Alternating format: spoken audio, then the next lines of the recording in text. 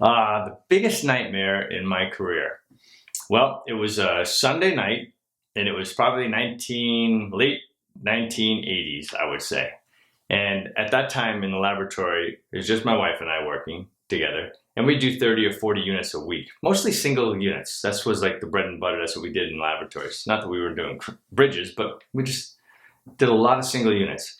And we worked like crazy hours. And it was a Sunday night, maybe it was Monday morning. It was after midnight, I think.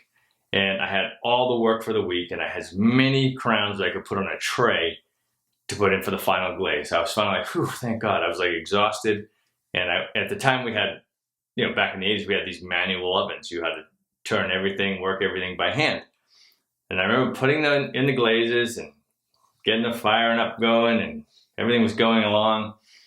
And I was just sitting there waiting, thinking, oh, good Lord, I'm finally finished. I can go to bed.